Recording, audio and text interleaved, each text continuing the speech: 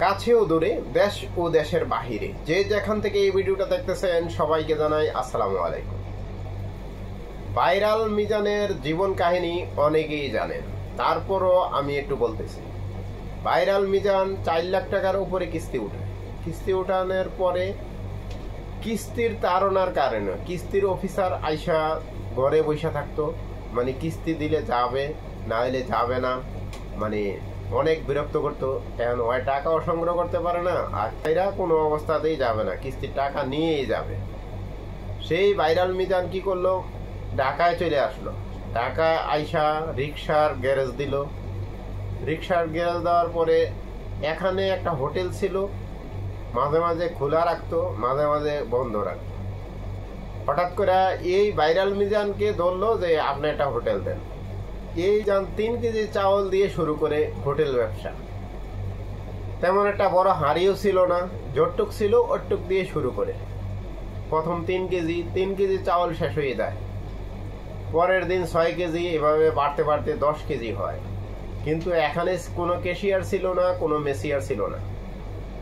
Customer নিজের plate নিজে ধুইতো, নিজে লইতো, নিজে খাইতো, নিজেই ডিব্বায় টাকা রাখতো।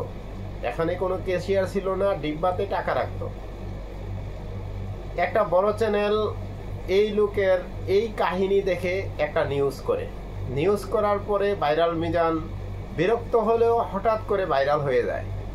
ইউটিউবারের প্রতি অনেক বিরক্ত ছিল। বিরক্ত থাকার পরেও দেখা যাচ্ছে ইউটিউবাররা তো ভাইরাল হওয়ার জন্য বা ভিউ বাড়ানোর জন্য আবার আসতো, বেহাইয়া হইয়া আসতো। দেখা যাচ্ছে অনেক সময় দৌড়াই দিত। নোয়াখাইলে এক ইউটিউবার আসছিল, ওরে কয়েকবার দাওয়াও দিছে, বলছে ওই এই পর্যন্ত 1 সপ্তাহ খাইছে, খাওয়ার পরে কোনো টাকা দিছে না। এইভাবে চলতে থাকে। হঠাৎ করে জমি জমার বিরোধের কারণে 2 দিন চাঁদপুরে যায়।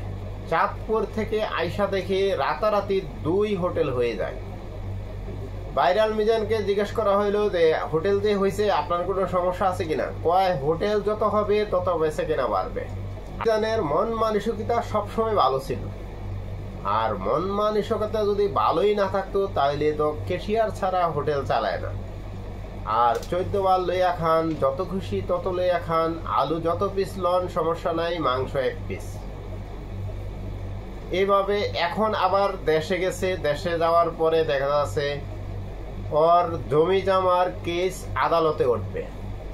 এখন এরকমও জমি জমার কেস আছে 10 বছর 15 বছর চলে। এখন ভাইরাল মিজানের কেসও কি এভাবে চলবে, না আরো দ্রুত গতিতে চলবে? যেহেতু ভাইরাল পারসন, ভাইরাল ব্যক্তি, ওর বিচার কি অতি শিগগিরই হবে, না কেস শুধু লড়তেই থাকবে, পিছিয়ে পড়বে, আবার তারিখ দেবে? এখন সবাই দোয়া করবেন।